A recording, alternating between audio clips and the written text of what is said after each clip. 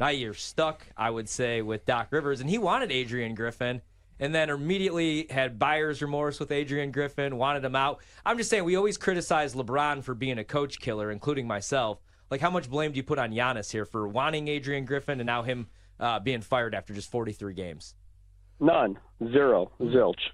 Because it wasn't like he went to the ownership group in the front office and said, I want to play for Adrian Griffin. He just chilled and said, okay, y'all do your interviews.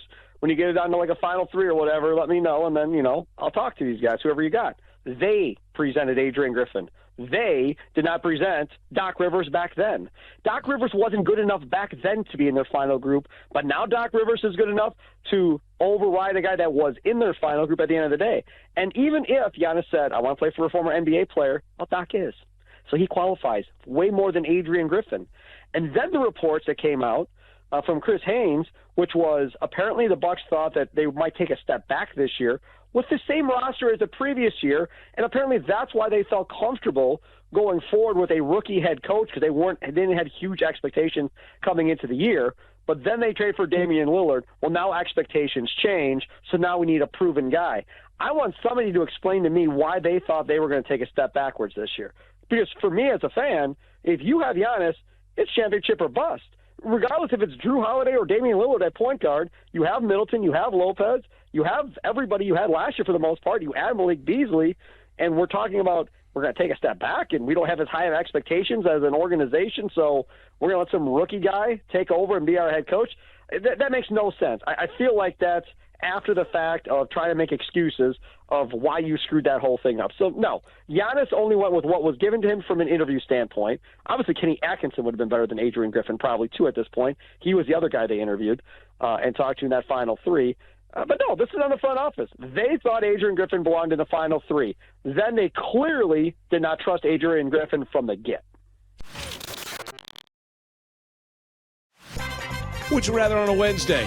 Nick, Ryan, we'll get right to it. Would you rather the Thunder, Nick, or the T-Wolves to win the West? Plus 850 currently.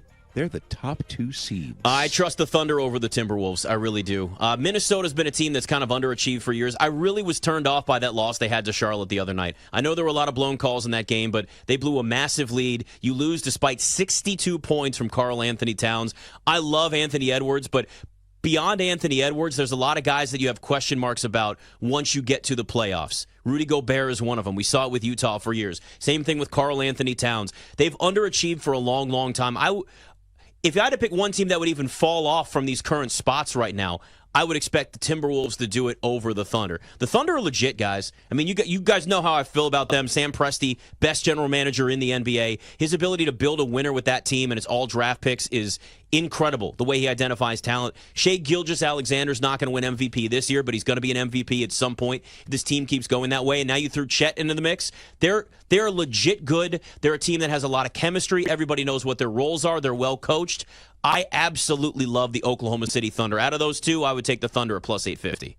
Yeah, this isn't good for TV, man. I feel like we got to do the Skip Bayless, Stephen A. Smith thing, and I have to take the opposite take just to argue with you. Then just do it. I can't, though, because... You coward! I can't, because, like, with OKC, they just seem like the perfect regular season team. I don't know that they get to the conference finals. They could win a playoff series, of course, but they're young, and I think they care about the regular season. They're going to give everybody their best shot, and they're going to try hard. They're going to play hard all 82 games. Whereas with Minnesota, they got some young guys, but they also have some vets, man. And down the stretch, maybe they rest some guys. And I'm with you, like, OKC, they got guys, man. They got dudes. I mean, Shea is a legit MVP candidate. Has the third best odds to win the award. Could give you 40 any night. Averages 30 a game. And then Chet, I knew Chet was going to be good. I didn't know he was going to be this good this early. We talked, he needs to put weight on. I don't know, man. He's a dog out there. And Josh Giddey's been playing really good basketball as well. So I'm with you. It'd be the Thunder for me. Yeah. I don't want to toot my own horn. You should. Go ahead. It's fine. I am the greatest. I am the best sports bettor on this network, and I don't think it's particularly close. I gave out so many bangers the last 2 weeks in college hoops. Central Florida outright. I don't know if you were here for that one. But tonight, Brandon Miller, and I'm only joking, by the way, but I gave out Brandon Miller. I think social needs to clip that and tag every single host on this network. Don't do that. And we can start show wars. I'm in. I'm going after you, Jenks. I'm going after Jenks first, damn it.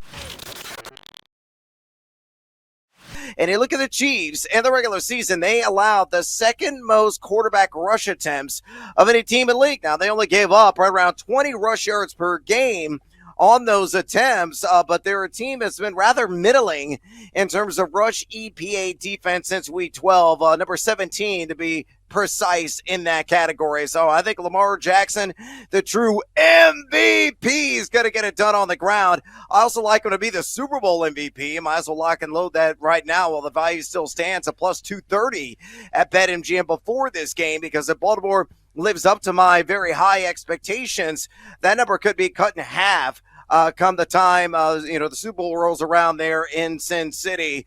One other prop I do like in this game, I like the over on Justin Hill receptions. And I would play that up and maybe in the alt market to like 4 or so over on a 3.5 number at plus juice. He is running a ton of routes.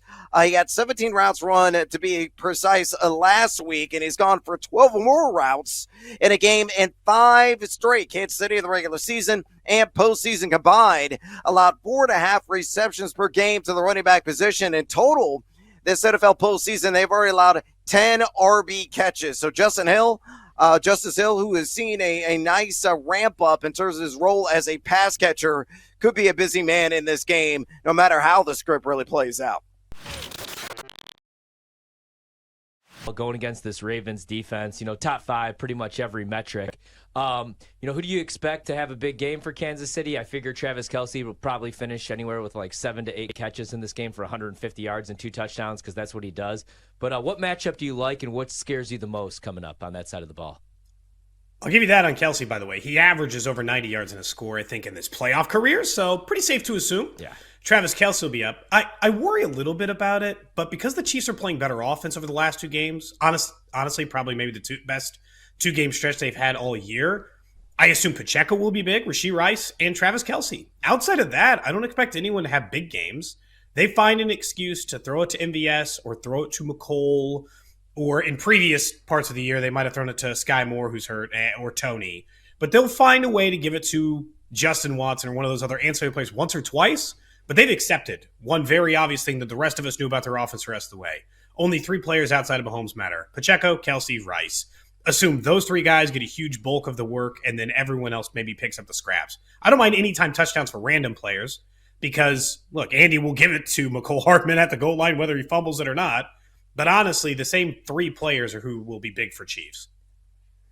Isaiah Pacheco, we saw the flashes last year, and there were moments where I was like, why is he not getting the ball more? Why is he not getting more touches? I'm sure you guys talked about that plenty there, and it was kind of felt like the same way this year until, from my eyes, outside looking in, I've watched every game, but not, to the level that you guys obviously are there talking about this team nonstop. Has it felt like more recently they finally understood what they have in Isaiah Pacheco, or has that kind of been trending in this direction for a while? Maybe like a halfway point of the season, I felt that way. Because I'll be honest, one of the bets both me and my co-host were all over for this past week was Isaiah Pacheco's over on the carries, which was 14.5. It was the very last snap of the game that we still had to sweat out. Carry number 15, and for a while he was averaging 8-9 yards. I was right there with you, Cody, sweating. Oh, it was awful. Way too much. So he does have 16 or more carries, more times in the second half than in the first half, by a lot, more than double. So they are using him more, but you do have to still fear the Andy Reid game that is, I'm okay. I don't care about the run game. He just forget about it every once in a while. I just think they have to use Pacheco because these teams have shortened the games. And I think the Chiefs are better off playing that kind of game, too. They might as well shorten it, too, and just see who can do more with 5 possessions. So let's be perfectly clear. I never really called for Telesco's job until this past year because he always kind of did enough. He always did enough. Just when you were ready to kick him out, he'd make the playoffs in that 3rd year, or, he'd draft Justin Herbert. It'd just always be enough. But they didn't win a division title in a decade, guys. I think that the Chargers won 3 playoff games. I can't remember the last 2nd through 6th round pick that the Chargers have given an extension. He's hit on a couple first rounders. We know that. And people take that into the offseason each year to say this is a talented team. It was a talented team that never had a single layer of depth. It was a stars and scrubs roster that never survived a moment. And you guys saw it each year. So I don't know how, in a league where we see a lot of retread coaches, but retread GMs, they're rare. They're super rare. They're GMs that won multiple divisions, that went to Super Bowls, that had actual success, that we did not see reappear. Somehow this guy reappears in the division. It was a 62-7 night on a Thursday, but it culminated in an interim linebacker being named the head coach and then bringing in Tom Telesco. As a Raider hater, that 62-7 Thursday will have sent both teams in very different directions, friends. Just a few minutes ago, Jim Harbaugh is the new head coach of the LA Chargers. This is a perfect spot for him.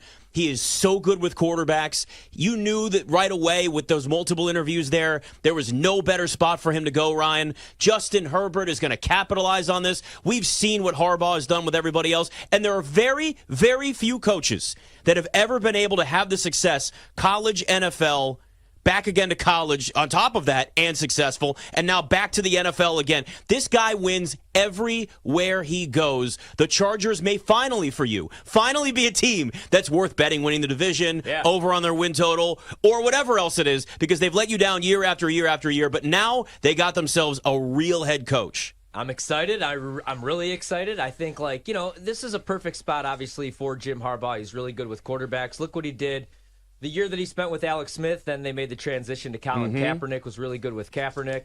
Goes to Michigan, convinced us all that J.J. McCarthy could possibly be a top 5 pick. Then we saw him throw the football in the national championship game. We're like, no, Harbaugh was just a good hype man there. But, I think this is a good spot for him because if you're hiring Jim Harbaugh, you're not looking to rebuild. Now, you're still in a really tough division, obviously, the AFC West. You're still in the same division as Patrick Mahomes and Andy Reid, so you're going to see them twice a year. But this is a team with still a ton of talent. Now, they're in cap hell. They're $44 million over the cap. And if you look at it, man, I like Mike Williams, but he can't stay on the field. Yep. Keenan Allen was awesome this year. He actually stayed healthy for the majority of the season. But I think you're going to have to cut one of those guys, most likely Mike Williams. Who knows? With Harbaugh taking over, maybe they could get something out of Quentin Johnston because he looked like a complete bust his rookie year, the rookie wide receiver out of TCU. And then on the defensive side of the ball, they spent so much money, but J.C. Jackson's gone already. Derwin James, I like. Joey Bosa struggles to stay on the field, and Khalil Mack's going to be another year older. So that's the only thing, man. They're over the cap, $44 million. They do have the 5th pick in the draft. Yep. They have some needs, but they have Justin Herbert. So they got that going for them, and now they got a real head coach.